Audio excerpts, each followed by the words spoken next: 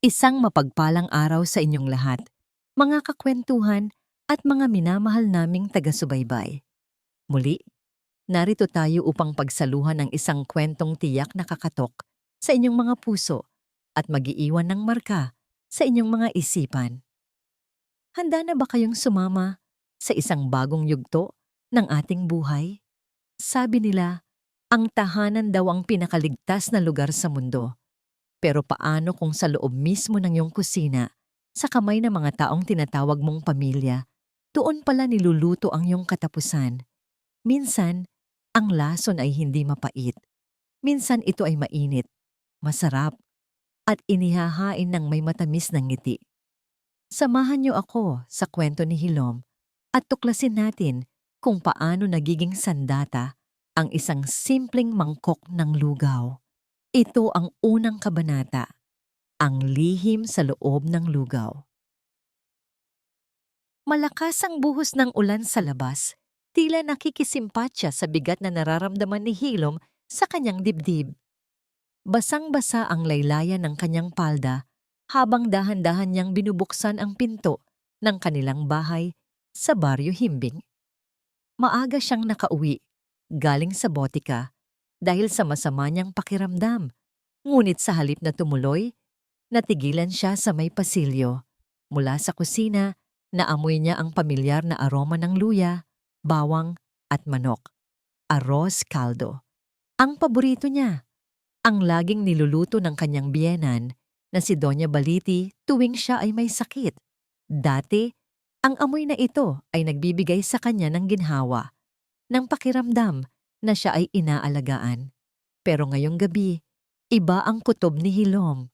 Sumilip siya sa maliit na siwang ng pinto ng kusina. Nakatalikod si Doña Baliti, abala sa paghahalo ng malaking kaldero. Ang matandang babae ay humuhuni-huni pa ng isang uyayi.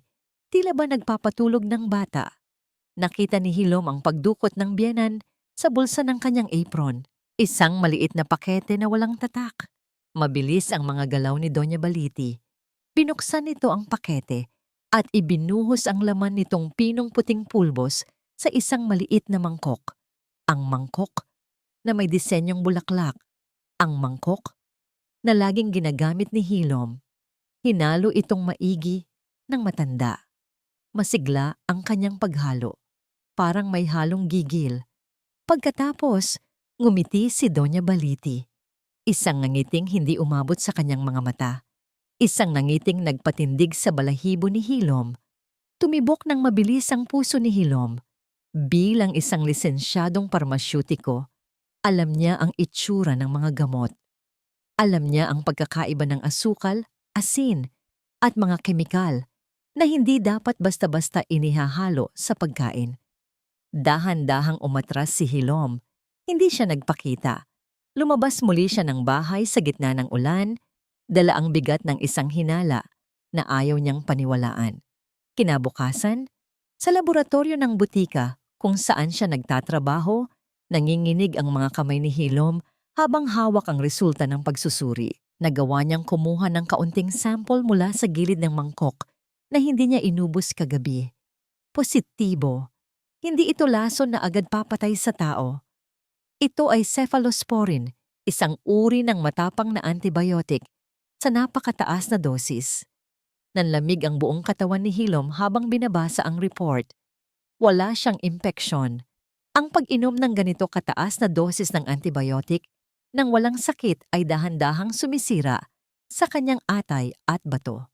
At higit sa lahat, alam ng biyenan niya na may allergy siya sa ilang uri ng gamot. Ito ang dahilan kung bakit lagi siyang hilo, laging nasusuka at hindi magkaanak. Dahan-dahan silang pinapatay ni Doña Baliti. Hindi sa paraang marahas, kundi sa paraang mukhang natural na pagkakasakit. Bakit? Bulong ni Hilom sa sarili habang tumutulo ang luha. Anong ginawa ko sa inyo? Ang alaala ng mga nakaraang buwan ay bumalik sa kanya. Ang mga ngiti ni Doña Baliti habang inaabot ang pagkain. Kumain ka, anak, para lumakas ka at mabuntis ka na. Ha? Ang pananahimik ng asawa niyang si Alon tuwing nagrereklamo siya ng sakit ng tiyan. Si Elon, alam kaya niya? Ang tanong na yon ay parang tinik na bumaon sa puso ni Hilom. Kailangan niyang malaman. At ngayong gabi, malalaman niya ang totoo. Pag-uwi ni Hilom, sinalubong siya ng amoy ng alak at sigaw. Hilom, nasaan na ang hapunan? Sigaw ni Alon mula sa sala. Nakahilata ito sa sofa, may hawak na bote ng beer at namumula na ang mukha sa kalasingan. Si Alon de los Aras, ang lalaking minahal niya, ang lalaking nangako sa harap ng altar na aalagaan siya. Ngayon, isa na lang itong anino ng dating kakisigan. Laging lasing, laging galit, at laging walang pera kahit sinasabing may malaking negosyo. Nariyan na, Alon. Mahinahong sagot ni Hilom, bagaman nanginginig ang kanyang kalamnan sa puot. Lumabas si Doña Baliti mula sa kusina, may bitbit na tray. Ang pamilyar na amoy ng lugaw ay muling bumalot sa hangin. Oh Hilom, nandyan ka na pala. Bati ng biyanan sa tunong napakatamis, parang asukal na may halong bubog. Sakto, ipinagluto kita ng paborito mo. Espesyal ito para mawala ang pagod mo sa trabaho. Inilapag ni Doña Baliti ang mangkok sa mesa. Ang mangkok na may disenyong bulaklak, mainit pa ito, umuusok, at amoy na amoy ang luya at manok. Tinitigan ni Hilom ang lugaw. Sa ilalim ng sabaw at kanin, alam niyang nandoon ang pulbos, ang gamot na unti-unting papatay sa kanya upang makuha nila ang insurance money at mabayaran ang mga utang ni Alon. Kain na, utos ni Doña Baliti. Nakatayo sa tabi niya, naghihintay na sumubo siya. Tumingin si Hilom kay Alon. Alon, gusto mo ba? Mukhang masarap ang luto ni nanay. Umungol lang si Alon, sabay lagok ng beer. Ayoko niyan, gusto ko ng pulutan. Walang kwentang asawa. Uuwi ng walang dalang pagkain. Nakita ni Hilom ang pag-igting ng panga ni Doña Baliti. Para sa'yo yan, Hilom. Masama ang pakiramdam mo, di ba? Ubusin mo yan. Sin mo. May diin sa bawat salita ng matanda. Ubusin mo yan. Dahan-dahang umupo si Hilom. Hinawakan niya ang kutsara. Ang metal ay malamig sa kanyang balat. Taliwas sa init ng puot na nagsisimulang sumiklab sa kanyang dugo. Alam niya ang mangyayari kapag ininom niya ito. At alam din niya, bilang isang pharmacist, kung ano ang mangyayari kapag ang cephalosporin na nasa lugaw ay humalo sa mataas na antas ng alkohol na nasa dugo ng isang taong lasing. Tinatawag itong disulfiram-like reaction. Isang reaksyon na maaaring maging sanhi ng matinding pagsusuka, pagbagsak ng presyo ng dugo, at sa malalang kaso, kamatayan. Tumingin muli si Hilom sa kanyang asawa na si Alon, na ngayon ay humihingi pa ng alak. Tumingin siya sa kanyang biyenan na si Doña Baliti, na nag-aabang sa kanyang pagkamatay. Napagtanto ni Hilom na tapos na ang panahon ng pagiging martir. Tapos na ang panahon ng pagiging mabuting asawa at manugang. Nay, sabi ni Hilom, ang boses niya ay mahina, ngunit matatag. Hawak niya ang mangkok. Parang lalo pong sumasama ang pakiramdam ko sa amoy. Nahihilo ako, mahina niyang sabi. Ang arte mo naman, bulyaw ni Alon.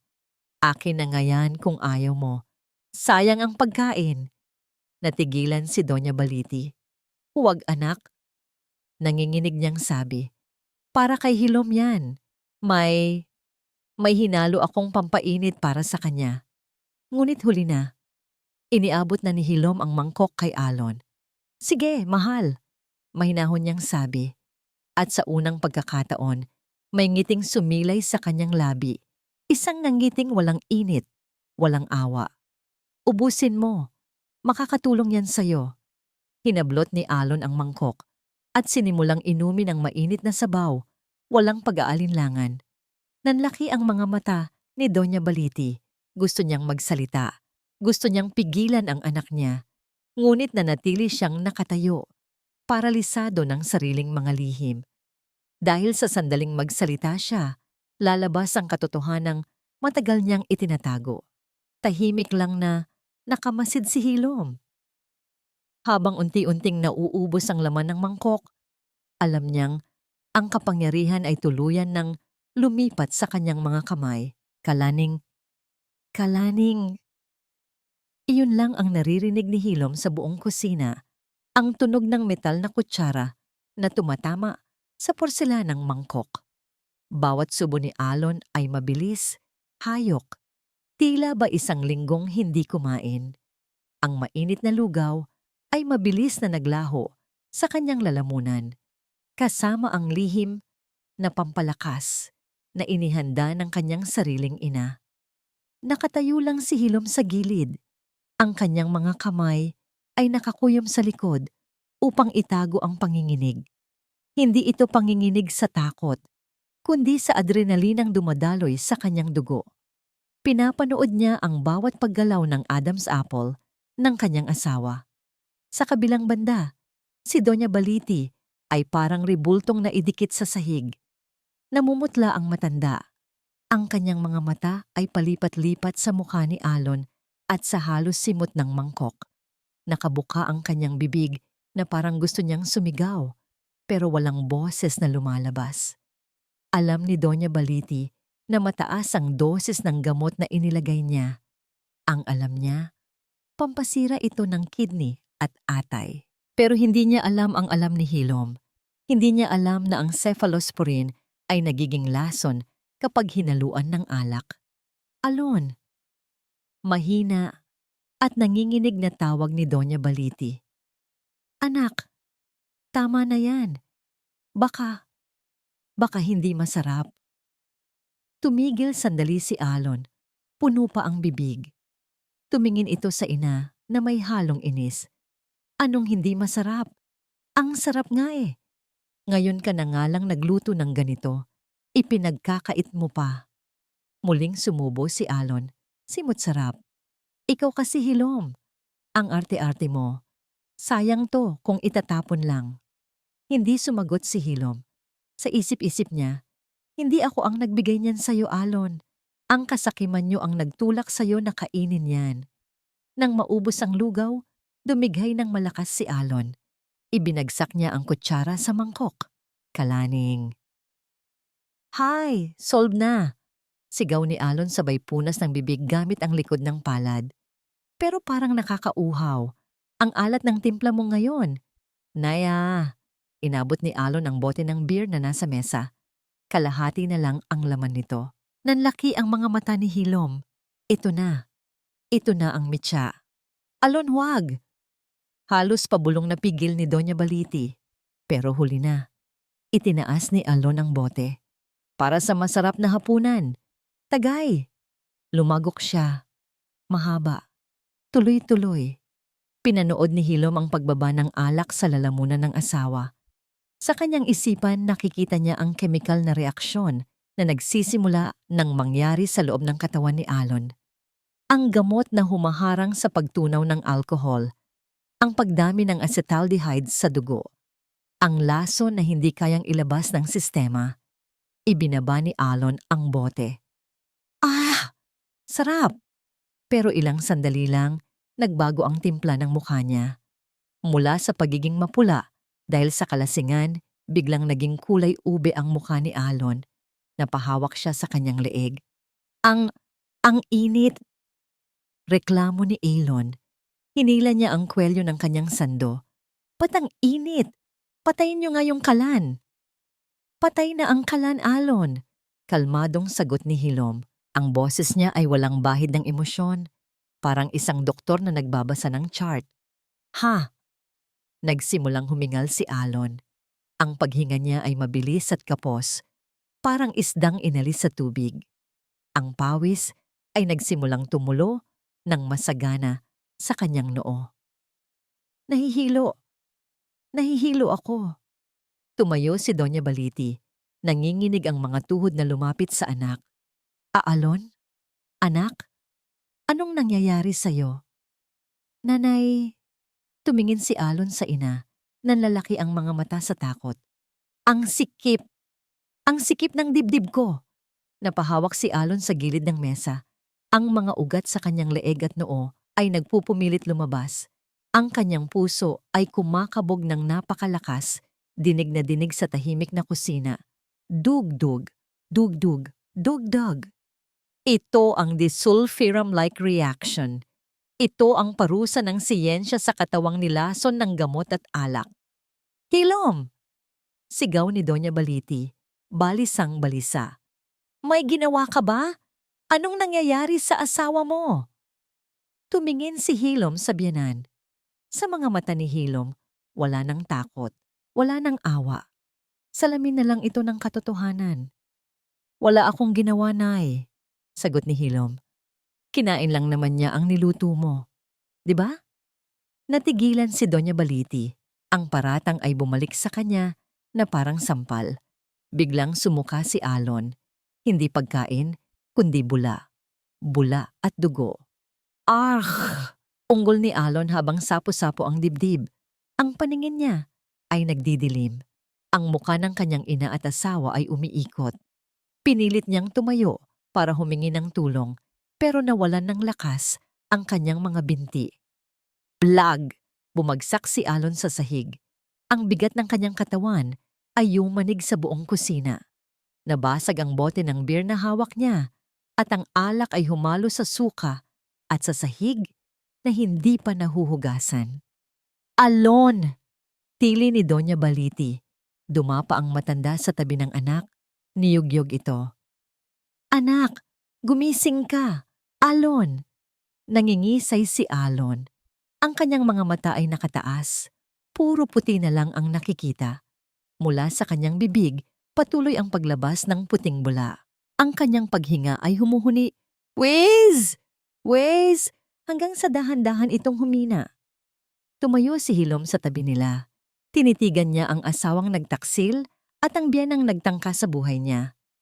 Kinuha niya ang kanyang cellphone mula sa bulsa.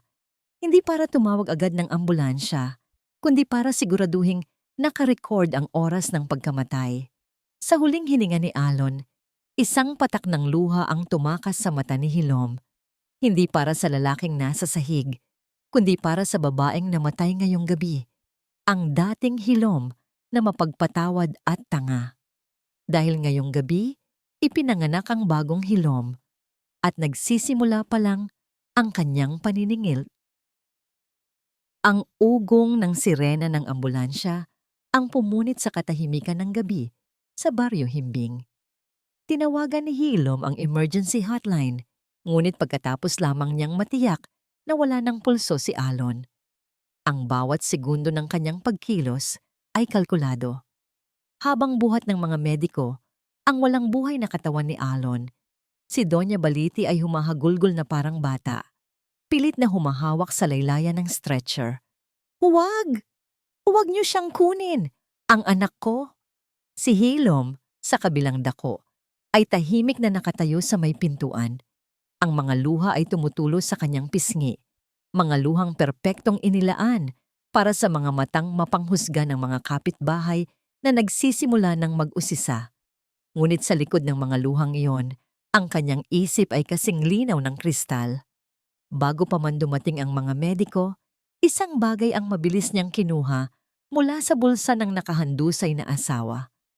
Ang cellphone nito, ang itim na kahon ng lahat ng kanilang kasinungalingan. Sa ospital, ang puting pasilyo ay napuno ng amoy ng antiseptiko at desperasyon. Ilang minuto pa lang ang lumilipas nang biglang may isang babaeng sumisigaw na pumasok sa emergency room. Alon? Nasaan si Alon ko? Si Marikit Dizon. Maganda, bata at balot sa peking pag-aalala. Nakatanggap siya ng text mula sa isang kaibigan na nakakita sa ambulansya sa bahay nila Alon. Ang unang pumasok sa isip niya ay hindi pag-aalala, kundi takot. Paano na ang mga utang ko? Paano na ang ipinangako niyang pera? Sino po sila? Harang ng isang nurse. Ako ang nobya niya. Ako ang pakakasalan niya. Sigaw ni Marikit. Itinutulak ang sinumang humarang sa kanya. Nakita niya si Doña Baliti na nakaupo sa isang sulok, gulong-gulo ang buhok at umiiyak. At sa tabi nito, nakatayo si Hilom, payapa, tahimik, na parang isang anghel ng kamatayan. Ikaw! Dinuro ni Marikit si Hilom. Nanginginig ang buong katawan sa galit. Anong ginawa mo sa kanya? Pinatay mo siya. Alam kong may binabalak kang masama. Lahat ng mata sa emergency room ay napunta sa kanila. Ito ang eksenang hinihintay ni Hilom. Hindi siya sumagot. Sa halip lumapit ang isang doktor na may malungkot na ekspresyon sa mukha. Mrs. De Los Aras, sabi ng doktor nakatingin kay Hilom. We did everything we could, but your husband is gone. Time of death, 9:42 ng gabi. Ang mga salitang yon ay parang martilyong pumukpok sa dibdib ni Doña Baliti. Isang malakas na, hindi! Ang kumawala sa bibig ng matanda, bago ito nawalan ng malay. Pero si Marikit, hindi natinag. Ang pag-arte niya ay mas tumindi pa. Sinungaling! Kasalanan niya yan! Sigaw niya, muling dinuduro si Hilom. Ako ang mahal ni Alon. Ako dapat ang asawa niya. Pera mo lang ang habol niya sa'yo. Sa wakas, nagsalita si Hilom. Ang boses niya ay mahinahon, ngunit may talim. Excuse me, sabi niya sa security guard na papalapit. Pakilabas po itong babaeng ito. Nanggugulo po siya. Hindi ko po siya kilala. Hindi mo o ako kilala? Halos mabasag ang boses ni Marikit. Ako si Marikit. Ang babaeng ipinalit niya sa'yo dahil isa kang tuyot na babae na hindi man lang siya mabigyan ng anak. Ngumiti si Hilom. Isang ngingiting nakakakilabot. Ganoon ba? Kinuha niya ang cellphone ni Alon mula sa kanyang bag. Binuksan niya ito. Alam niya ang password dahil ang password ay ang birthday ni Marikit. Isang kabalintunaan. Ipinakita niya ang screen sa security guard at sa mga usiserong nakapaligid. Kung ganoon, patuloy ni Hilom, pakipaliwanag mo sa kanila kung bakit ang pangalan mo sa cellphone ng asawa ko ay utang P, 500,000 piso babayaran pagpatay na si Hilom. Natigilan ang lahat. Ang screen ay puno ng mga text messages, mga mensahe ng paniningil ni Marikit, mga pangako ni Alon na kukunin ang life insurance ni Hilom para bayaran ang mga utang ni Marikit sa sugal. Ang buong plano nila ay nakalatag doon para makita ng lahat. Namutla si Marikit. Nawala ang kanyang tapang. Ang babaeng kanina lang ay parang lung sumusugod. Ngayon ay parang basang sisiw na walang masabi. At ikaw naman, Nay, baling ni Hilom sa kararating lang na ulirat na si Doña Baliti. Ang boses ni Hilom ay malumanay, ngunit ang bawat salita ay may bigat na parang bato. Hinaplos niya ang likod ng biyenan na parabang nagpapakita ng simpatiya. Huwag na po kayong umiyak. Alam ko pong masakit mawalan ng anak. Tumingin si Doña Baliti sa kanya. Ang mga mata ay puno ng pagkalito at takot. Pero mas masakit po siguro, patuloy ni Hilom, habang ang mga tao sa paligid ay nakikinig. Kung malalaman niyo na ang anak ninyo ay kasabwat ng babaeng iyan para patayin ako at makuha ang insurance ko. Ang huling salita ay ibinulong niya ng may sapat na lakas para marinig ng lahat. Isang malakas na ano ang narinig mula sa mga usisero. Nawala ang tapang ni Marikit, ang kanyang plano, ang kanyang mga kasinungalingan. Lahat ay nakalantad. Ang mga matang kanina lang ay nakikisimpatya sa kanya. Ngayon ay puno na ng pandidiri. Walang salita. Mabilis siyang tumalikod at halos takbuhin ang pasilyo palabas, dala ang kahihiyang mas mabigat pa sa mga utang niya. Naiwan sa eksena ang dalawang byuda. Ang isa ay tunay. Ang isa ay nagpapanggap. Bumalik ang atensyon kay Doña Baliti. Tumingin siya kay Hilom. Sa mga mata ng manugang niya, wala siyang makitang lungkot. Ang nakikita niya ay isang malamig na kalkulasyon, isang babala. Nay, bulong ulit ni Hilom habang tinatapik ang balikat ng biyenan. Ang nangiti sa kanyang labi ay hindi umaabot sa kanyang mga mata. Huwag po kayong mag-alala. Ako na po ang bahala sa lahat. Kung paano nyo inalagaan si Alon, ganoon din po ang gagawin ko para sa inyo. Ang mga salitang yon ay parang tinik na bumaon sa puso ni Doña Baliti. Hindi iyon pangako ng pag-aalaga. Iyon ay isang banta. Bago pa man makasagot ang matanda, 2 pulis ang pumasok sa emergency room. Ang kanilang presensya ay nagpatahimik sa lahat. "Magandang gabi po," sabi ng mas matandang pulis. Ang pangalan sa kanyang nameplate ay SPO Tatlo Reyes. "Kami po ang rumesponding pulisya sa inyong tawag. Nakikiramay po kami, Mrs. Delo Saras." Tumango lang si Hilom. Ang kanyang pagiging mahinahon ay nakakagulat.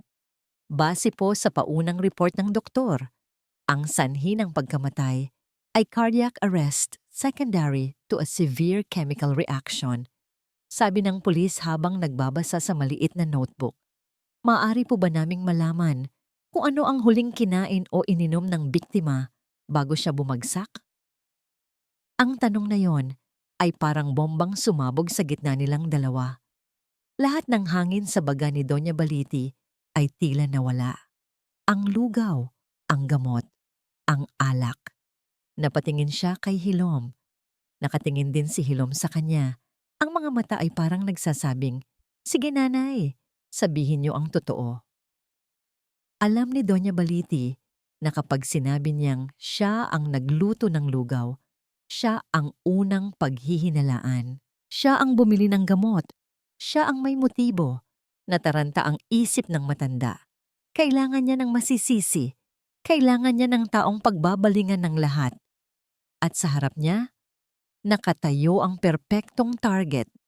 Isang parmasyutiko. Isang taong alam ang epekto ng mga gamot. Siya! Biglang sigaw ni Doña Baliti. Nanginginig ang daliring nakaturo kay Hilom. Ang mukha niya ay puno ng pinaghalong luha at galit. "Siya ang nag-abot ng mangkok sa anak ko. Siya ang parmasyutiko. Alam niya ang tungkol sa mga lason." Isang kolektibong paghinga ng pagkagulat ang narinig sa buong silid. Tumingin ang mga pulis kay Hilom. Ang kanilang mga mata ay puno na ngayon ng pagdududa. Ang bitag ay inilatag na. At ang unang nahulog dito ay hindi ang may sala, kundi ang biktima. Ang utak ni Doña Baliti ay tumatakbo nang mas mabilis pa sa ambulansyang naghatid sa kanyang anak sa kamatayan. Sa sandaling ibinuka niya ang kanyang bibig at itinuro si Hilom, alam niyang wala ng atrasan. Ang kasinungalingan ay kailangang panindigan hanggang sa huli. Siya ang pumatay. Oo, siya nga, hindi ako. Paulit-ulit na bulong ng isip niya sa sarili. Isang mantra para kumbinsihin ang sarili niyang konsensya. Inalok niya ang lugaw. Alam niya na lasing si Alon. Plinano niya ang lahat. Sa presinto, ang lamig ng aircon ay tumatagos hanggang sa buto, ngunit hindi nito kayang palamigin ang nag-aapoy na galit sa puso ni Doña Baliti. Umupo siya sa isang bakal na upuan. Ang kanyang akting bilang isang nagluluksang ina ay perpektong-perpekto. Ang kanyang mga hikbi ay sakto sa tiyempo. Ang kanyang mga luha ay dumadaloy na parang gripo. Sa kabilang banda ng mesa, si Hilom ay nakaupo ng tuwid. Walang luha, walang emosyon. Ang kanyang mukha ay parang isang blangkong papel. At ang katahimikang ito ang mas lalong nagbigay diin sa mga akusasyon laban sa kanya. Sa mata ng mga pulis, ang kanyang kawalan ng reaksyon ay hindi tanda ng katatagan, kundi ng pagkakasala. "Ginang Baliti?" Simula ni SPO Tatlo Reyes, "Maari niyo bang ikwento muli, dahan-dahan, ang eksaktong nangyari?" Humikbi si Doña Baliti. "Naghanda po ako ng lugaw para kay Hilom dahil masama raw ang pakiramdam niya. Pero ayaw niyang kainin. Bigla na lang daw siyang nasusuka. Tapos inialok niya sa anak ko. Nakita niyang lasing na lasing si Alon. Pero itinulak pa rin niya ang mangkok para siyang demonyong nag-aabang." Isinusulat ng pulis ang bawat salita. May alam po ba kayong dahilan kung bakit niya gagawin iyon? Tanong ng pulis. Pera. Mabilis na sagot ni Doña Baliti. Ang life insurance ng anak ko. At saka, matagal na siyang may galit sa amin. Dahil hindi siya magkaanak, sinisisi niya si Alon. Oo, pulis. Iyon nga, gusto niyang maghiganti. Bawat salita ay kasinungalingan, ngunit bawat isa ay may bahid ng katotohanan na nagiging kapani-paniwala. Tumingin si SPO Tatlo Reyes kay Hilom. Mrs. De Los Aras, may gusto ka bang sabihin? Umiling lang si Hilom. Wala po. Hihintayin ko na lang po ang aking abogado. Ang sagot na yon ay mas lalong nagpatibay sa kanilang hinala. Para sa kanila, ang mga inosenteng tao ay magdedepensa ng kanilang sarili. Ang mga may sala lang ang naghahanap agad ng abogado.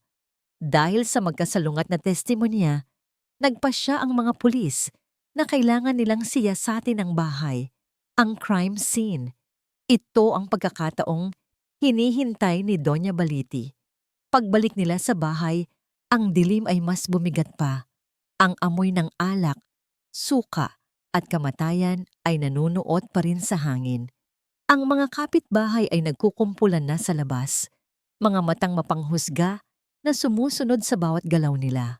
Habang ang isang pulis ay kumukuha ng litrato sa kusina at si SPO Tatlo Reyes naman ay kinakausap si Hilom sa sala. Alam ni Doña Baliti na kailangan niyang kumilos. Mawalang galang na po, sabi niya sa isang batang pulis. Umiiyak. Kukuha lang po ako ng tubig sa kwarto ko. Nahihilo po ako. Pinayagan siya, ngunit hindi siya dumiretso sa kanyang kwarto. Pumasok siya sa kwarto nila Alon at Hilom. Nanginginig ang kamay na binuksan niya ang cabinet. Doon, sa ilalim ng mga damit, nakatago ang plastik na pinaglagyan niya ng dinurog na tableta ng cephalosporin. Maingat niyang kinuha ang maliit na pakete. Wala nang laman. Isang perpektong ebidensya. Lumabas siya ng kwarto at habang ang lahat ay nakatalikod, dahan-dahan siyang lumapit sa bag ni Hilom na naiwan sa ibabaw ng sofa. Mabilis pa sa isang kisap mata, inihulog niya ang walang lamang pakete sa loob ng shoulder bag. Bumalik siya sa kusina, may hawak ng baso ng tubig na parang walang nangyari. Pagkatapos ng ilang minuto, lumapit si SPO Tatlo Reyes. Mrs. De Los Aras, sabi niya kay Hilom. Standard procedure lang po. Maaari po ba naming tingnan ang laman ng inyong bag? Tumango si Hilom ng walang pag-aalinlangan. Sige po. Kinuha ng pulis ang bag. Binuksan ito sa harap nilang lahat. Inilabas ang laman. Isang pitaka, isang suklay, lipstick, isang panyo, at isang maliit na plastik na pakete na walang tatak, bakas pa ang pagiging pulbos ng gamot sa loob. Itinaas ng pulis ang pakete. Ang lahat ng mata ay napunta dito. Ano po ito, ma'am? Tanong ng pulis. Ang boses niya ay malamig at seryoso na. Napanganga si Doña Baliti sa isang perpektong pag-arte ng pagkagulat. Diyos ko po, iyan ang nakita kong hawak niya bago siya umuwi kanina. Tumingin si Hilom sa pakete. Hindi siya nagulat, hindi siya natakot. Sa halip, isang bahagyang nangiti ang gumuhit sa gilid ng kanyang labi. Isang ngiting hindi nakita ng mga pulis, ngunit malinaw na nakita ni Doña Baliti. Ito ay isang ngiti na nagsasabing, Salamat, mas pinadali mo ang lahat para sa akin. Ngunit para sa lahat, ang ebidensya ay malinaw na. Ang motibo ay naitatag. Ang sala rin ay natukoy na. Ginang Hilom de los Aras, sabi ni SPO Tatlo Reyes, ang kanyang tono ay pinal na. Kailangan niyo po munang sumama sa amin sa presinto para sa karagdagang investigasyon. Hindi pumalag si Hilom. Tumayo siya ng may dignidad. Habang isinasara ng pulis ang posas sa kanyang mga kamay, ang huling tiningnan niya ay ang kanyang biyenan. Sa mga mata ni Dosa Baliti, mayroong tagumpay. Ngunit sa mga mata ni Hilom, mayroong isang pangako. Ang laro ay nagsisimula pa lamang. Ang interrogation room ay maliit, malamig, at amoy luma. Isang bumbilya lang ang nagbibigay liwanag at ang anino ni Hilom sa pader ay tila mas malaki at mas nakakatakot kaysa sa kanya. Ilang oras na siyang nakaupo doon, paulit-ulit na tinatanong ng iba't ibang pulis. Saan mo nakuha ang gamot, Mrs. De Los Aras? Bakit mo inalok ang lugaw sa asawa mo? Magkano ang makukuha mo sa insurance? Sa lahat ng tanong, iisa lang ang kanyang sagot. Hihintayin ko po ang aking abogado. Ang kanyang pagmamatigas ay lalong nagpainit sa ulo ng mga investigador. Para sa kanila, ito ay isang malinaw na kaso ng isang asawang pumatay para sa pera. Isang Black Widow. Sa labas, ang balita ay kumalat na parang apoy. Si Hilom, ang mabait at tahimik na parmasyutiko ng Baryo Himbing, ay isa palang mamamatay tao. Ang mga kapitbahay ay nagbigay ng kanilang mga testimonya. Kesyo laging nag-aaway ang mag-asawa, kesyo laging malungkot si Hilom. Ang bawat kwento ay nagiging panggatong sa apoy ng paghuhusga. Si Doña Baliti naman, pagkatapos ng kanyang madamdaming pag-arte sa presinto, ay umuwi na. Ngunit hindi para magluksa. Umupo siya sa sala, kinuha ang telepono, at nagsimulang tawagan ng insurance company. Kailangan niyang mauna, kailangan niyang makuha ang pera bago pa man may ibang makaalam ng katotohanan. Samantala, sa loob ng kulungan, nagsisimula ng bumigay ang pag-asa. Alam ni Hilom na plinano niya ang lahat, pero hindi niya inaasahan ang bilis ng mga pangyayari. Hindi niya inaasahan ang tuso ng kanyang biyenan. Napasandal siya sa pader at sa unang pagkakataon, mula nang mamatay si Alon, naramdaman niya ang takot. Paano kung manalo ang kasinungalingan? Paano kung mabulok siya sa kulungan para sa isang krimen na hindi naman siya ang direktang gumawa? Biglang bumukas ang bakal na pinto. Isang gwardiya ang pumasok. De Los Aras, may bisita ka. Abogado mo raw. Kumunot ang noo ni Hilom. Wala siyang tinawagang abogado. Wala siyang pera para kumuha ng magaling na abogado. Pumasok sa silid ang isang lalaking matangkad, nakasuot ng plansadong-plansadong barong at may dalang mamahaling leather briefcase. Ang kanyang muka ay seryoso, ngunit ang kanyang mga mata ay may bahid ng pag-aalala. Lakan? Bulong ni Hilom, hindi makapaniwala. Si Lakan Verano, isa sa mga regular na customer niya sa botika. Isang tahimik na lalaki na laging bumibili ng gamot para sa kanyang may sakit na ina. Ang tanging interaksyon nila ay mga ngiti at mga tanong tungkol sa tamang pag-inom ng gamot. Hindi niya alam na isa pala itong abogado. Attorney Lakan Verano, pagpapakilala nito, inilahad ang kamay. Nabalitaan ko ang nangyari. I'm here to represent you. Pero, paano ko? At bakit? Tanong ni Hilom, naguguluhan. Let's just say, may utang na loob ako sa'yo. Sagot ni Lakan. Ang nanay ko, ikaw ang laging nag-aasikaso sa botika. Dahil sa payo mo, lumakas siya. Hindi ko makakalimutan yon. Ngayong ikaw naman ang nangangailangan, hindi ako pwedeng tumunganga lang. Isang patak ng luha ang kumawala sa mata ni Hilom. Sa gitna ng lahat ng pagtataksil at kasamaan, may isang taong nagpakita ng kabutihan. Inosente ako, Lakan, sabi ni Hilom. Ang boses ay basag. Alam ko. Mabilis na sagot ni Lakan. At papatunayan natin yan. Pero kailangan kong malaman ang lahat. Walang labis, walang kulang. At doon, sa loob ng malamig na silid na yon, ikinuwento ni Hilom ang lahat. Ang tungkol sa lugaw. Ang tungkol sa gamot na nahanap niya. Ang dahan-dahang paglason sa kanya. Ang paglalagay ng pakete sa bag niya. Lahat. Habang nagsasalita si Hilom, si Lakan ay hindi nagsusulat. Nakikinig lang siya. Pinoproseso ang bawat detalye. Nang matapos si Hilom, tumango-tango si Lakan. May pruweba ka ba? Kahit ano, tanong niya. Dito na nagbago ang mukha ni Hilom. Nawala ang pagiging biktima. Bumalik ang kalkuladong parmasyutiko. Meron, sagot niya. Bago pa mangyari ang lahat, nag-install ako ng hidden camera sa kusina. Isang maliit na camera na nakatago sa loob ng smoke detector. At may isa pa, isang USB drive. Nandoon ang kopya ng lahat. Mga recordings, mga litrato, lahat.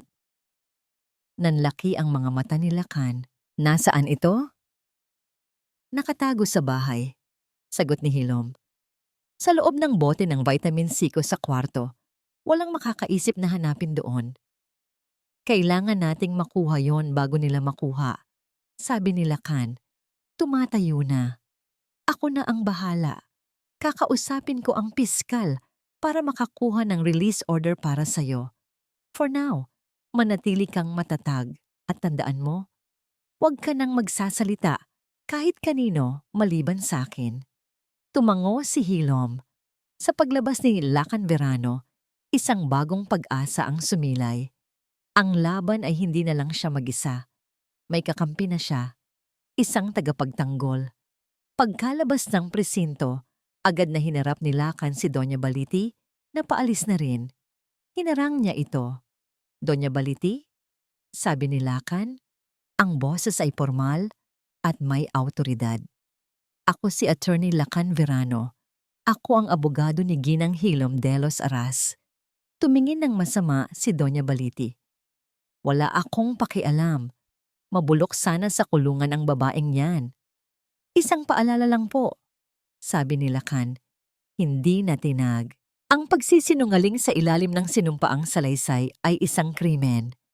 Siguraduhin niyo lang po na lahat ng sinabi niyo ay totoo. Dahil kapag nahanap namin ang katotohanan, sisiguraduhin kong pagbabayaran niyo ang lahat. Pagkatapos noon, tinalikuran ni Lakan ang natigilang matanda at mabilis na naglakad patungo sa kanyang sasakyan. Kailangan niyang makarating sa bahay nila Hilom. Kailangan niyang mahanap ang USB. Pagdating niya sa Baryo Himbing, ang bahay ay napapalibutan pa rin ng yellow police tape. Ginamit ni Lakan ang kanyang koneksyon para makakuha ng pahintulot na pumasok at kunin ang personal na gamit ng kanyang kliyente. Ngunit pagpasok niya sa kwarto, nanlamig ang kanyang buong katawan. Ang kwarto ay parang dinaanan ng bagyo. Ang mga damit ay nakakalat. Ang cabinet ay bukas. Ang mga bote ng gamot ni Hilom ay nakataob sa sahig, walang laman. May nakauna na sa kanya. At sa sahig, nakita niya ang isang basag na bote ng vitamin C. At sa tabi nito, walang USB. Nakuha na ng kalaban ang kanilang alas. Malayo sa gulo ng presinto at sa malamig na katahimikan ng punerarya, si Marikit Dizon ay nagtatago sa dilim ng kanyang maliit na inuupahang kwarto. Ang kanyang magandang muka ay nababalot ngayon ng takot at pagkabaliw. Ang balita tungkol sa pag-aresto kay Hilom ay hindi nagbigay sa kanya ng kapanatagan. Bagkus ay mas lalo lang nagdulot ng panganib. Patay na si Alon. Ang kanyang golden ticket ay wala na. Ang mga pangako ng isang maginhawang buhay, ang pambayad sa naglalakihang utang niya sa sugal, lahat ay naglaho na parang bula. Tok, tok, tok! Isang malakas na katok sa pinto ang halos magpatalon sa puso ni Marikit. Marikit, buksan mo to. Alam naming nandyan ka lang. Boses ng lalaki, magaspang, mapanganib. Iyon ang boses ng mga taong pinagkakautangan niya. Mga taong hindi marunong magpatawad. Napasiksik si Marikit sa isang sulok, tinatakpan ang kanyang bibig para pigilan ang sariling paghikbi. Pinatay niya ang lahat ng ilaw, nagdasal siya na sana ay umalis na sila. Kung hindi ka lalabas, sisirain namin tong pinto, sigaw ulit ng lalaki. Sinundan ng isang malakas na sipa. Blag! Nayanig ang buong kwarto. Alam ni Marikit na wala na siyang tatakasan. Dahan-dahan siyang tumayo. Nanginginig ang buong katawan. Kailangan niya ng pera. Kailangan niya ng paraan para makatakas. At iisa lang ang taong naiisip niya na may dahilan para tulungan siya. Ang taong kasabwat niya sa kasinungalingan. Si Doña Baliti. Kinabukasan, maaga pa lang ay nag-abang na si Marikit Sa labas ng isang maliit na kapilya, alam niyang magsisimba si Doña Baliti para ipagpatuloy ang kanyang pag-arte bilang isang banal na ina. Nang makita niyang papalabas na ang matanda, mabilis niya itong hinarang at hinila sa isang madilim na eskinita. "Ano ba?" Gulat na sigaw ni Doña Baliti.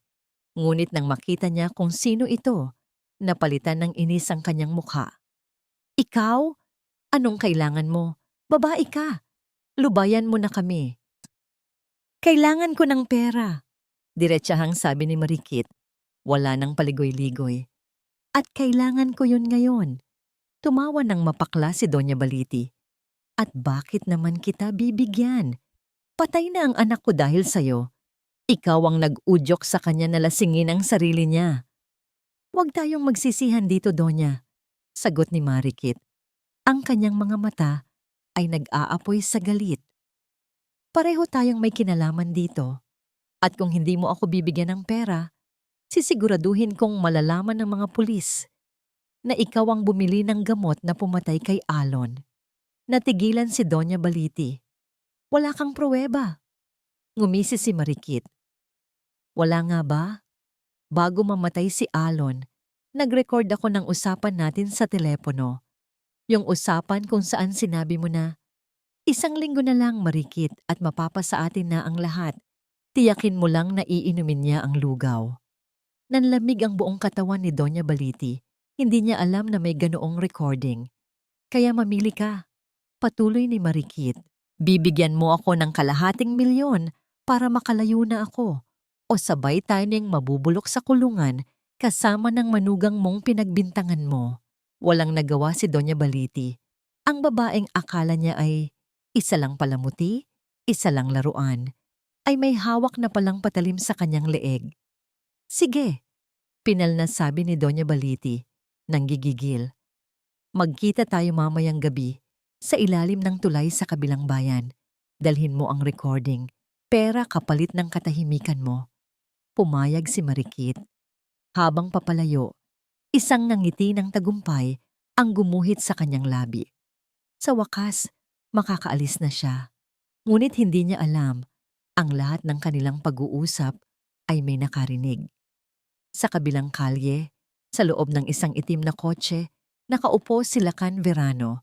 Hawak niya ang isang maliit na listening device. Pagkatapos niyang matuklasan na nawawala ang USB, alam niyang kailangan niyang unahan ang kalaban. Ipinagpalagay niyang ang unang hahanapin ni Doña Baliti ay ang isa pa niyang kasabwat. Sinundan niya si Doña Baliti mula pa kaninang umaga. At ngayon, narinig niya ang lahat. Ang tungkol sa recording, ang tungkol sa pagbili ng gamot. Ang kumpirmasyon na si Hilom ay nagsasabi ng totoo, ngunit hindi pa siya pwedeng kumilos. Kailangan niya ng mas matibay na ebidensya. Kailangan niyang makuha ang mismong recording na yon. Nang gabing iyon, sa ilalim ng luma at madilim na tulay, naganap ang palitan. Dala ni Doña Baliti ang isang bag na puno ng pera. Dala naman ni Marikit ang isang lumang cellphone kung nasaan ang recording. "Akin na yan," utos ni Doña Baliti. "Ang pera muna," sagot ni Marikit. Inihagis ni Doña Baliti ang bag. Mabilis itong binuksan ni Marikit. Nang makita niya ang mga bundle ng pera, ngumiti siya. Inihagis niya ang cellphone. Sinalo ito ni Doña Baliti at walang seremonyang ibinato ng buong lakas sa mga bato sa ilog. "Plak! Wasak!" "Ngayon, tapos na tayo," sabi ni Doña Baliti. "Umalis ka na at huwag ka nang magpapakita kahit kailan." Tumalikod si Marikit, yakap-yakap ang bag ng pera, at nagsimulang maglakad papalayo sa dilim. Ngunit habang naglalakad siya, isang anino ang humarang sa kanyang dinaraanan. Bago pa siya makasigaw, isang panyo na may pampatulog ang itinapal sa kanyang bibig at ilong. Ilang sandali lang, bumagsak si Marikit sa lupa. Walang malay. Mula sa isa pang madilim na sulok, lumabas si Lacan. Tumingin siya sa walang malay na si Marikit at sa bag ng pera na nasa tabi nito. Pero hindi yun ang pakay niya. Lumapit siya sa ilog Doon kung saan binato ni Doña Baliti ang cellphone, gamit ang isang maliit na flashlight, hinanap niya ang basag na telepono. Nang makuha niya ito, kinuha niya ang memory card. Basag man ang telepono, alam niyang ang pinakamahalagang ebidensya ay naroon pa. Buo at naghihintay na ibunyag ang lahat ng katotohanan. Hindi agad dinala ni Lacan ang memory card sa mga pulis. Alam niyang sa isang tiwaling sistema, ang ebidensya ay maaring mawala o mabaliwala. Ang laban na ito ay hindi na lang para palayain si Hilom. Ito ay para siguruhing ang mga may sala ay hindi lang makukulong, kundi mapapahiya at mawawasak sa paraang hindi nila malilimutan. Sa kanyang opisina, kasama ang isang tech expert na kaibigan niya, matagumpay nilang na-recover ang audio file mula sa nasirang memory card. Malinaw na malinaw ang usapan nina, Doña Baliti at Marikit. Ito na ang kanilang alas, ngunit hindi sila titigil doon. Kailangan nilang sirain ang pundasyon ng kredibilidad ni Doña Baliti bago pa man ilabas ang recording. Kailangan nating ipatikim sa kanila ang sarili nilang lason, sabi ni Lacan sa kanyang kaibigan habang nakatingin sa social media profile ni Marikit. Ang profile ay puno ng mga litrato ng luho, mga peking designer bags, at mga caption na nagpapahiwatig ng isang masaganang buhay, isang buhay na pinupondohan ng mga utang. Madali lang yan, sagot ng tech expert na may ngisi sa labi. Ang unang hakbang ay ang pag-atake sa pinakamahinang kawing, si Marikit. Gamit ang mga impormasyong nakuha nila, gumawa sila ng isang peking social media account na nagngangalang Ang Biktima ni Marikit. Doon, sunod-sunod nilang ipinost ang mga ebidensya ng kanyang mga utang, mga screenshot ng mga text messages mula sa mga pinagkakautangan niya, mga litrato niya sa kasino, at mga testimonya niya mula sa mga taong niloko niya. Sa loob lang ng ilang oras, nag-viral ang page. Ang mga taong dating humahanga sa magandang nobya ni Elon ay nagsimula ng magduda. Ang imahe ni Marikit bilang isang kaawa-awang biktima ay unti-unting gumuho. Nang gabing iyon, nag-livestream si Marikit para itanggi ang lahat. Umiiyak siya sa harap ng kamera, sinasabing biktima lang siya ng paninira. Libo-libo ang nanonood, karamihan ay mga usisero. At sa kalagitnaan ng kanyang madramang pag-iyak, biglang nagbago ang screen. Ang mukha ni Marikit ay napalitan ng isang itim na screen at isang boses ang umalingaw-ngaw mula sa mga speaker. Huwag kang mag-alala, Marikit. Isang linggo na lang at mapapasa atin na ang lahat. Boses iyon ni Doña Baliti. Ilang segundo lang iyon, isang maikling snippet mula sa audio recording. Ngunit sapat na iyon para magdulot ng kaguluhan. Ang comment section ay sumabog. Teka, boses ni Doña Balita yon, di ba? Anong mapapasa atin? Yung insurance? Magkasabwat sila. Oh my God! Nataranta si Marikit. Pinilit niyang patayin ang livestream, ngunit hindi niya makontrol. Ang kanyang account ay nahack na. At muling umalingaw-ngaw ang boses ni Doña Baliti. Isa pang snippet.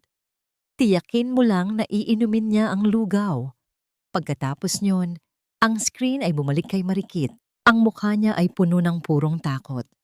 Sa kabilang banda ng bayan, sa mansyon ng mga De Los Aras, si Doña Baliti ay nanonood din ng live stream. Nang marinig niya ang sarili niyang boses, para siyang binuhusan ng malamig na tubig. Ang kanyang sikreto ay lumabas na. Sinubukan niyang tawagan si Marikit, ngunit hindi ito sumasagot. Alam niyang tapos na ang laro nila. Ang bitag na ginawa nila para kay Hilom ay bumalik para sakmalin sila. Dahil sa eskandalo, ang mga pulis ay walang nagawa kundi muling buksan ang kaso. Ang simpatiya ng publiko ay biglang bumaling mula kay Doña Baliti patungo kay Hilom. Ang dating Black Widow ay ngayon na ang martir na biktima. Nagsimulang magtago si Marikit. Hinahanting na siya hindi lang ng mga pinagkakautangan niya, kundi pati na rin ng mga pulis. Ang kanyang magandang mundo ay gumuho sa isang gabi lang. Si Doña Baliti naman ay hindi makalabas ng bahay. Ang kanyang gate ay pinapalibutan na ng media at ng mga taong sumisigaw ng hustisya para kay Hilom. Ang kanyang pangalan, na dati iginagalang sa kanilang baryo, ngayon ay kasing dumi na ng putik. Sa gitna ng kaguluhan, isang ambulansya ang huminto sa tapat ng bahay ni Doña Baliti. Dinala sa ospital ang matanda matapos itong atakihin sa puso dahil sa matinding stress. Sa ospital, sa isang pribadong silid. Habang nagpapahinga si Doña Baliti, dahan-dahang bumukas ang pinto.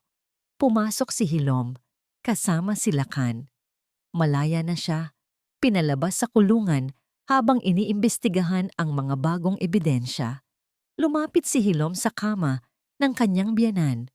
Walang galit sa kanyang mukha, tanging isang malamig na katahimikan. "Kumusta po kayo, Nay?" Mahinang tanong ni Hilom. Nanlaki ang mga mata ni Doña Baliti sa takot. "Alam ko pong paborito niyo ang arroz caldo." Patuloy ni Hilom, ang kanyang boses ay parang bulong ng isang multo. "Pero naisip ko lang pong sabihin sa inyo na may isa pa kayong sikreto na alam ko." Yumuko si Hilom at ibinulong sa tainga ng nanginginig na matanda ang mga salitang tuluyang wawasak sa kanyang kaluluwa. "Alam ko po kung ano ang totoong nangyari kay Itay. 10 taon na ang nakalipas." Ang mga salitang ibinulong ni Hilom ay parang kidlat na tumama sa natitirang lakas ni Doña Baliti. Ang kanyang hininga ay naging mababaw at ang monitor ng puso sa tabi ng kama ay nagsimulang tumunog ng mas mabilis. Si Itay, ang asawa niya, ang ama ni Alon, si Don Ignacio de los Aras. 10 taon na ang nakalipas, namatay si Don Ignacio. Ang sabi-sabi, atake sa puso dahil sa sobrang pag-inom. Isang kwentong madaling paniwalaan dahil kilala ang Don bilang isang manginginom. Walang nagduda, walang nag-imbestiga. Tanging si Doña Baliti lang ang nakakaalam ng katotohanan na hindi lang alak ang pumatay dito. "Paano? Paano mo nalaman?" Garalgal na tanong ni Doña Baliti. Ang kanyang boses ay halos hindi marinig. Hindi sumagot si Hilom. Sa halip, inilabas ni Lakan ang isang folder mula sa kanyang briefcase. Inilatag niya sa ibabaw ng kama ang isang lumang medical record. "Nang una mong idetalye sa akin ang tungkol sa gamot, Hilom," paliwanag ni Lakan. "May naalala ako, ang lolo ko ay doktor noon sa ospital na ito. Minsan niyang nabanggit sa akin ang isang kaso na hindi niya malimutan. Isang mayamang negosyante na namatay sa bangungot. Pero ang totoo, may mga sintomas ito ng disulfiram-like reaction. Pero dahil makapangyarihan ang pamilya, isinara agad ang kaso bilang natural causes." Kinuha ni Hilom ang folder. "Nang makalaya ako, ito ang una kong hinanap, ang medical record ng aking biyenang lalaki. At narito, nakasulat, bago siya mamatay, niresetahan siya ng doktor ng metronidazole para sa isang impeksyon. Isa itong gamot na, katulad ng cephalosporin, ay nakamamatay kapag isinabay sa alak."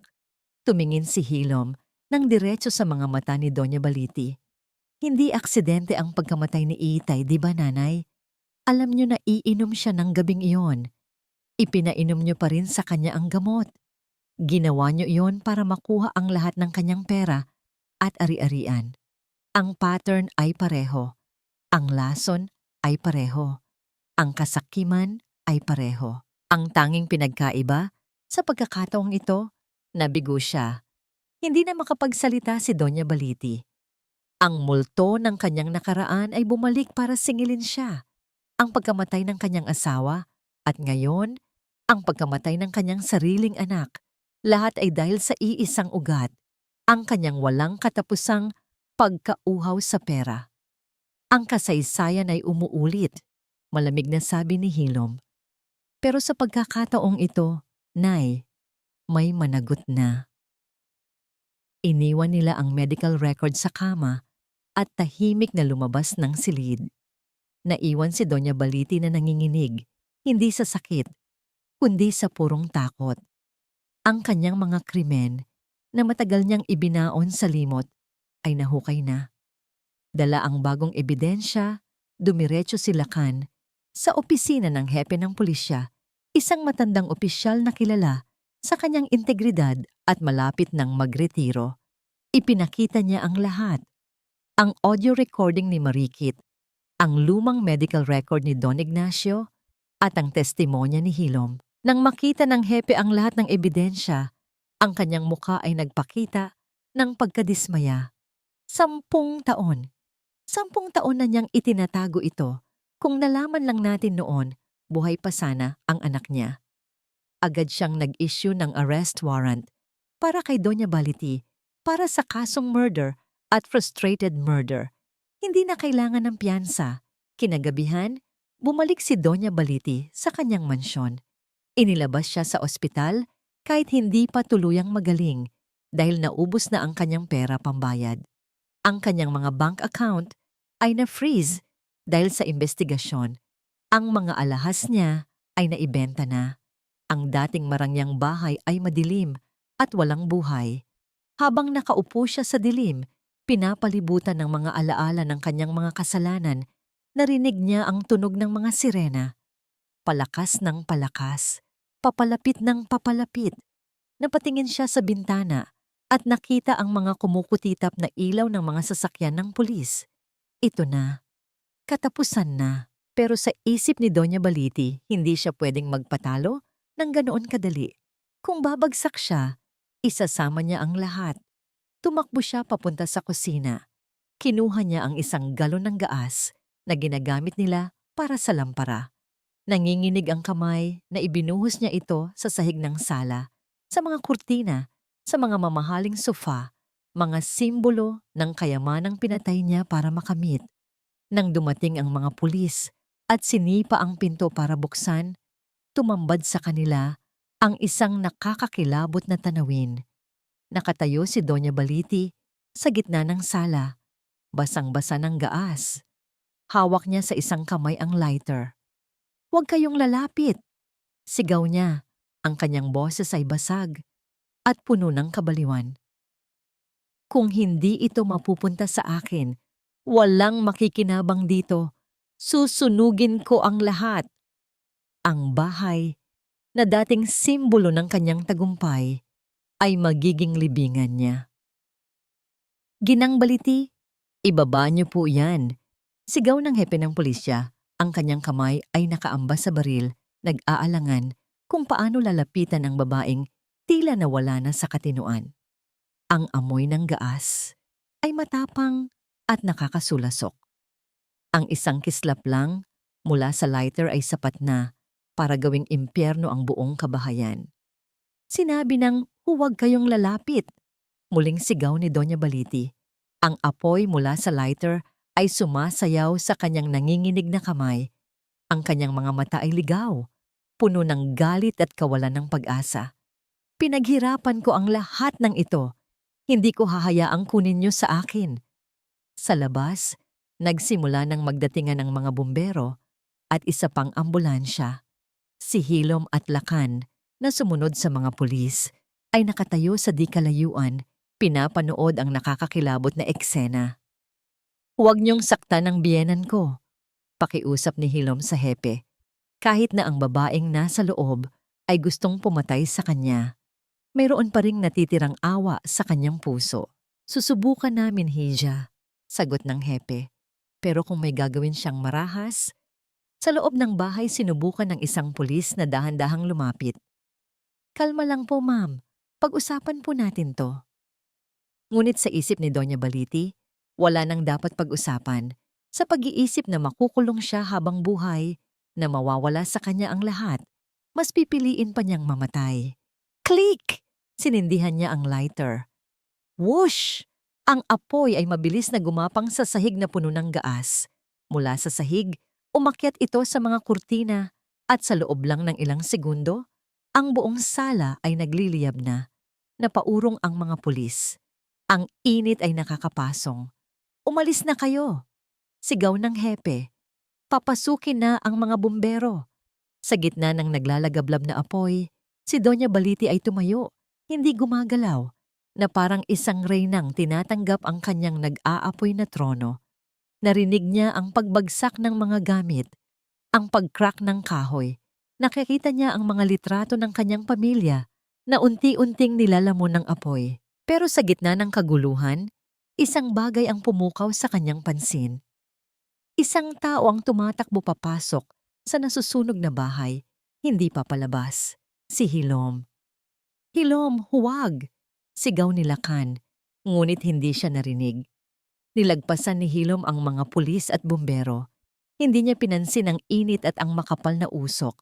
Ang kanyang mga mata ay nakatuon sa isang bagay sa pader sa likod ni Doña Baliti. Anong ginagawa mo dito? Sigaw ni Doña Baliti, hindi makapaniwala. Gusto mo bang mamatay kasama ko? Hindi ako naparito para sa inyo, Nay. Sagot ni Hilom, habang tinatakpan ng ilong at bibig gamit ang manggas ng kanyang damit. Mabilis niyang kinuha ang bagay na yon sa pader. Isang maliit na picture frame, ang nag-iisang litrato ng kanyang mga magulang na dinala niya sa bahay na yon. Ang nag-iisang alaala niya ng tunay na pamilya. Nang makuha niya ito, tumalikod na siya para umalis. Ngunit habang tumatakbo siya, isang nagliliyab na piraso ng kisame ang bumagsak. Hinaharangan ang kanyang daan palabas. Na-trap siya. Tulong! Sigaw ni Hilom, habang ang usok ay nagsisimulang pumuno sa kanyang mga baga. Sa labas, nataranta si Lakan. Hindi siya makapaghintay sa mga bumbero. Hinubad niya ang kanyang coat, binasa ito ng tubig mula sa hose, at walang pag-aalinlangang sumugod sa loob. Nakita niya si Hilom na nakaupo sa sahig, umuubo at nahihirapang huminga. Sa kabilang banda, si Doña Baliti ay napapalibutan na ng apoy. Ang daan palabas para sa kanya ay wala na. Hilom! Sigaw ni Lakan.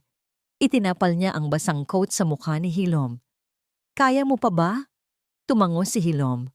Halika na! Hinila ni Lakan si Hilom patayo. Habang papalabas sila, napatingin si Hilom sa huling pagkakataon kay Doña Baliti. Ang matanda ay nakatingin din sa kanya. Sa mga mata nito, wala nang galit. Tanging pagsisisi at pagtanggap na lang ng kanyang kapalaran. Isang malakas na kraak ang narinig mula sa itaas.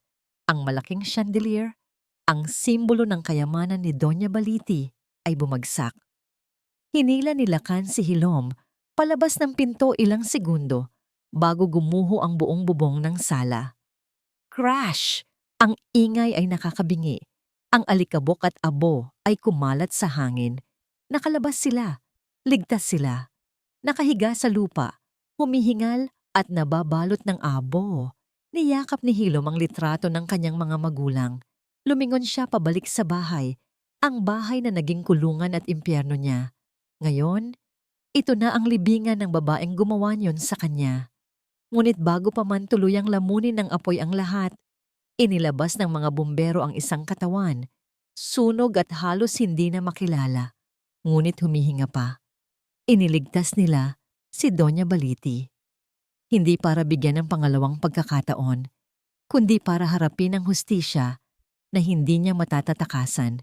Isang buhay sa kulungan, dala-dala ang mga peklat ng apoy at ng kanyang mga kasalanan. Biglang nagdilim ang paningin ni Hilom.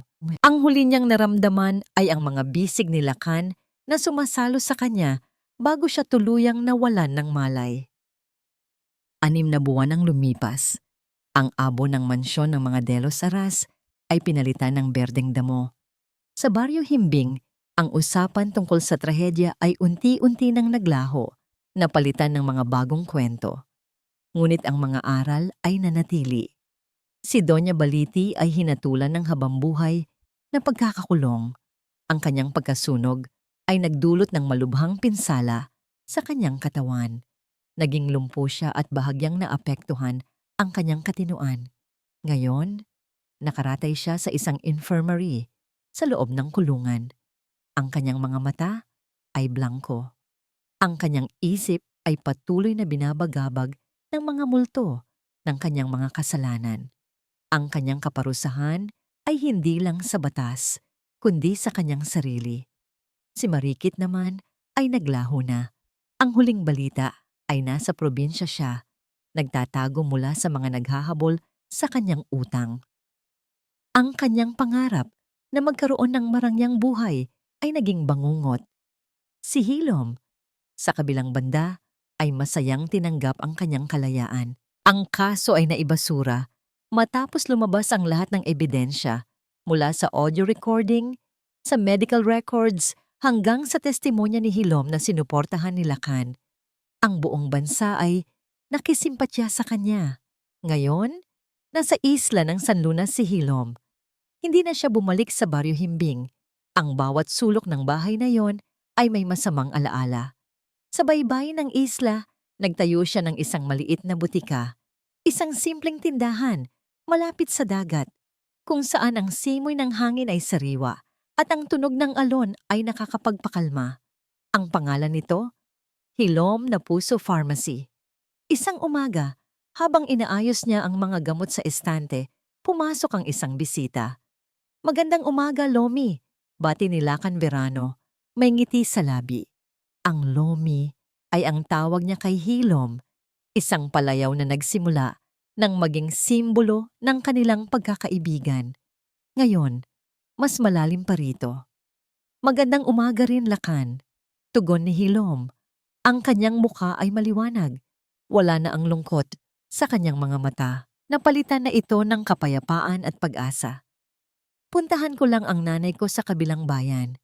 Daanan lang kita," sabi ni Lacan. "Pero naisip kong baka gusto mong sumama. Mayroon daw bagong kainan ng sariwang seafood doon." Nag-alinlangan sandali si Hilom. Ang ideya ng muling pagmamahal ay malayo pa rin sa kanyang isipan. Ang mga peklat ng nakaraan ay naroon pa, ngunit hindi na ito sumasakit. Tumingin siya sa dagat. Ang mga alon ay payapang humahampas sa dalampasigan. Ang kanyang buhay ay parang mga alon na iyon. Mayroong malakas na hampas, ngunit pagkatapos ng lahat, mayroong laging pagbalik sa kapayapaan. Naramdaman ni Hilom ang pagdami ng kanyang lakas. Ang pagmamahal ni Lacan ay hindi nagmamadali, hindi nagmamay-ari. Ito ay mapagbigay at naghihintay. "Sige," sabi ni Hilom, at ngumiti ng totoo. Isang ngiti na umabot sa kanyang mga mata. Pero sa isang kondisyon. "Ano yon?" tanong ni Lacan. Nakangiti rin. "Ikaw ang magmamaneho," biro ni Hilom. Tumawa si Lacan. "Pangarap ko iyan." Sabay silang lumabas ng botika. Ang sikat ng araw ay tumatama sa kanilang mga likod. Magkasama silang naglakad sa buhangin, patungo sa sasakyan ni Lacan. Humarap si Hilom kay Lacan. Ang kanyang mga mata ay puno ng pasasalamat. "Salamat, Lacan," bulong ni Hilom. "Salamat sa paglaban para sa akin. Salamat sa pagtulong sa akin na makahanap ng kapayapaan." "Walang anuman, Lomi," sagot ni Lacan, at dahan-dahan niyang hinawakan ang kamay ni Hilom. Ang hawak ay matatag, puno ng pangako. Hindi isang pangako ng marangyang buhay, kundi isang pangako ng tunay na pagmamahal at paggalang. Tumingin sila sa dagat, kung saan ang araw ay dahan-dahang sumisikat. Ang nakaraan ay naiwan na. Ang bagong umaga ay sumapit na. At sa wakas, si Hilom, ang babaeng nakaligtas sa laso ng kasakiman at pagtataksil, ay malaya ng mahalin muli at mamuhay ng walang takot. Mga minamahal naming taga-subaybay, sa kwento ni Hilom, natutunan natin na ang pinakamapanganib na lason ay hindi lamang ang nakikita sa mata, kundi ang nakatago sa puso ng tao, ang kasakiman, pagtataksil, at pagnanais na manakit.